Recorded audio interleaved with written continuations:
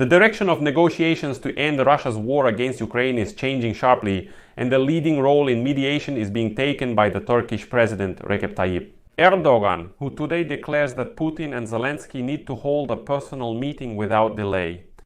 Moreover, Erdogan is already stating that a meeting to end the war should be held in a four-party format with the participation of the leaders of Ukraine, Russia, the United States of America and Turkey.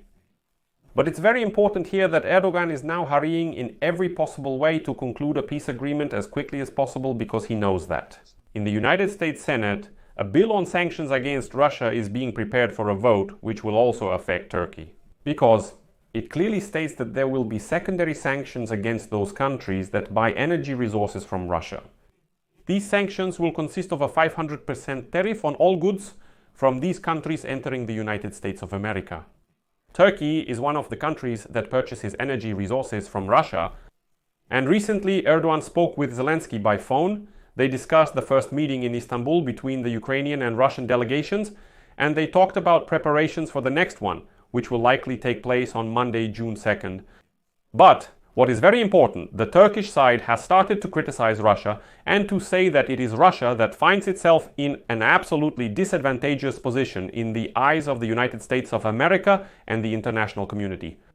Why? Because according to the words of the Turkish Minister of Foreign Affairs, Hakan Fidan, Ukraine and Europe have shown flexibility in the negotiation process, but Russia is not doing this. And accordingly, it is already becoming more than obvious to everyone that it is Russia that is disrupting any negotiations and is not going to conduct them in good faith. This statement by the Turkish Minister of Foreign Affairs, Hakan Fidan, comes on the eve of those very negotiations that are likely to take place on June 2nd in Istanbul. In this episode, let's discuss with you the increasing role of Turkey in these negotiations. So what is Erdogan planning? My name is Alexei Pechi. Today is May 31st. Next, everything in order. But before we begin, I ask you to subscribe to this channel, like this episode, and leave your comment. Also, subscribe to my Telegram channel. The link to it is in the description of this video. There we publish breaking news as soon as it comes in. Let's go through everything step by step. As you know, there was a phone conversation yesterday between the President of Turkey, Recep Tayyip Erdogan, and the President of Ukraine, Vladimir Zelensky. And so, during the phone conversation with Zelensky, Erdogan stated that after the negotiations between the Ukrainian and Russian delegations are completed, the next step towards peace should be a meeting at the level of heads of state. The Turkish Presidential Administration's press service stated this in a message. According to Ankara's statement, during the conversation, Erdogan emphasized that the possible discussion of a ceasefire during the second round of negotiations in Istanbul, scheduled for June 2nd, could become an important stage in advancing the peace process. At the same time, the Turkish president expressed confidence that the participation of delegations from both sides in the negotiations in an expanded format plays an important role in maintaining a positive dynamic.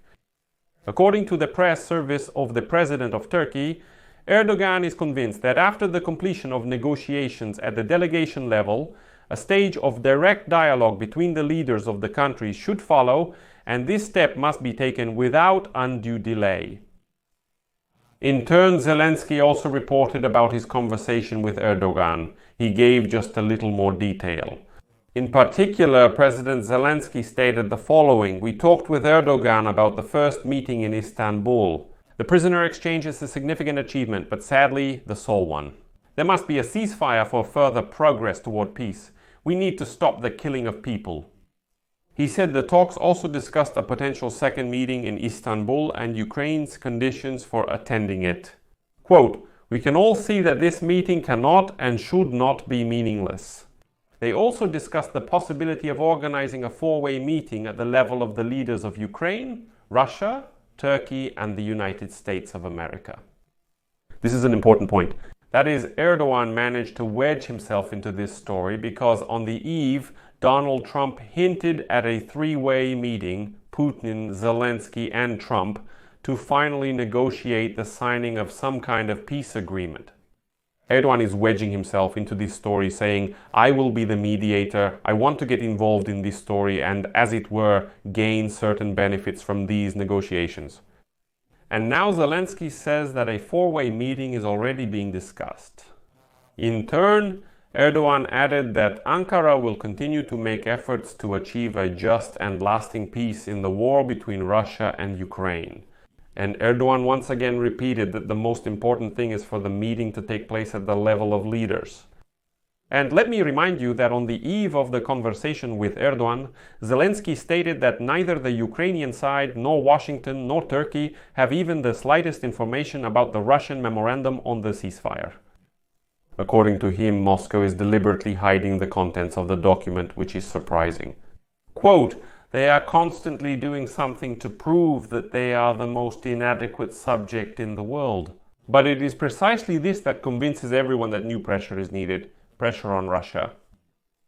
Let me remind you of the background here. On May 30th, the head of the office of the President of Ukraine, Andriy Yermak, announced that Ukraine is ready to take part in the next round of negotiations with representatives of Russia. However, it is important to receive the draft of the so-called Memorandum on the ceasefire. On May 28th, Russia announced that it had proposed to Ukraine to hold the next round of negotiations on June 2nd in Istanbul. The head of the Russian Foreign Ministry, Sergei Lavrov, claims that the Russian side is ready to provide the memorandum on the ceasefire and give the necessary explanation only during the next meeting. They say they won't send anything to anyone in advance. At the same time, the Minister of Defense of Ukraine and the head of the negotiation group, Rustem Umerov, on the 28th of May, he reported that he had handed over to Russia a Ukrainian document with the position on the ceasefire. And he stated that the Russian side is delaying the process of handing over its memorandum. And in the Ukrainian Ministry of Foreign Affairs, they believe that Russia is afraid to hand over its memorandum on the ceasefire to Ukraine because it probably contains unrealistic ultimatums. And it becomes quite obvious that in this way, the Kremlin is simply trying to trap Ukraine in these negotiations to put forward absolutely outrageous demands on June 2nd, which Ukraine, of course, will not agree to. And then, as a result, Russia will say that it is Ukraine that is disrupting the negotiations. But here there is one crucial nuance which we will address later. This is Kellogg's admission about the fact that during the phone conversation between Trump and Putin, do you remember that, right? This month, Putin promised Trump to send him that very memorandum on the ceasefire within a week. That week has long since passed. Trump remains silent about this. Let's return to Turkey. The thing is, in Ankara, they've started taking a tougher stance toward Russia. And now the Turkish Foreign Minister, Hakan Fidan, who recently visited Russia and then was in Kyiv, states that the Russian side's unwillingness to show flexibility in the negotiation process. At the end of the war that Russia is waging against Ukraine, this could put Russia itself in a disadvantageous position in the eyes of the international community, particularly and primarily in the eyes of the United States of America. According to him, the United States plays a key role in the process of ending the Russian-Ukrainian war. United States President Trump has spoken from the very beginning about the desire for an immediate ceasefire. And further, a quote from the Turkish diplomat. At the moment, Ukraine and the European side have shown flexibility in adapting to the American position and immediately accepted it. Now, when Russia cannot demonstrate the same thing, it may actually find itself in a disadvantageous position in the eyes of America and the international community, which wants a ceasefire. Next, Fidan emphasized that Turkey conveyed its vision of the parameters for a ceasefire to the Russian authorities, including dictator Putin. Ankara also expressed its willingness to act as a mediator in a peaceful settlement. Quote, "Right now, the parties need to declare their negotiating positions to each other and present a negotiation document. But, as I have already said, Russia is not going to present any negotiation document.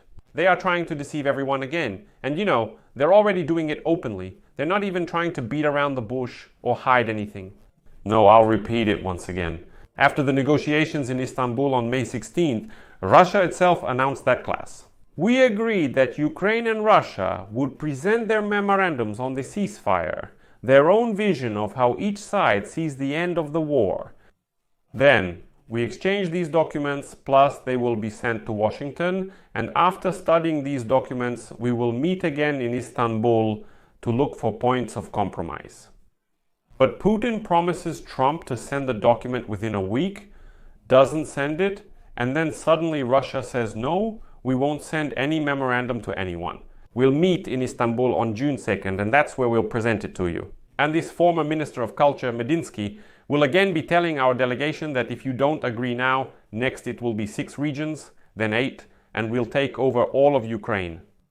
Again, these threats will be thrown around. Who is Medinsky? Who is he anyway? What kind of wonder is this? Where did it crawl out from, and why should anyone listen to him? This is the position of a weak brute, and I'm not afraid to use that word. What Russia is doing right now is the position of a weak-cornered brute, shouting, making threats, and saying, let's exchange memorandums. And then it backs down itself and says, oh, we're not going to show anything to anyone, we'll just start throwing out ultimatums again. We're prepared to battle for years to come. Look, they fought with Sweden for 21 years, and Russian society says, yes, we fought with Sweden for 21 years. Well, as the representative said the other day, I'll be gentle. Russian Foreign Ministry spokesperson Zakharova said the Russian delegation, headed by the presidential aide Vladimir Medinsky, will be in Istanbul on June 2nd to hold the second round of the mentioned negotiations. She will arrive with a draft memorandum and other proposals for a ceasefire. At the same time, she further explains that there is no talk of Turkish or any other mediation in the negotiations. Further, commenting on the information from Kita Kellogg about the possible arrival in Istanbul of representatives from the United States, United Kingdom, Germany, and France, Zakharova immediately became alarmed and noted that Moscow does not see any connection between the movements of representatives of these 4 countries and the bilateral Russian-Ukrainian negotiations in Istanbul. And let me remind you that yes, Western officials are already saying that no, not one-on-one. These meetings, it's all nonsense. And if we're going to talk about something seriously, then we need to have proper expanded formats for negotiations. And here's an interesting point. On the eve, the special envoy of the United States President for Ukraine, Kit Kellogg, mentioned on air that Washington had not received the Russian version of the memorandum with proposals for a peace agreement. On air, Kellogg said that Putin had promised Donald Trump during a phone conversation on the 19th of May to send the document within a week. At the same time, Kit Kellogg called the memorandum from the Ukrainian side, which they had already received a long time ago, quite reasonable and good.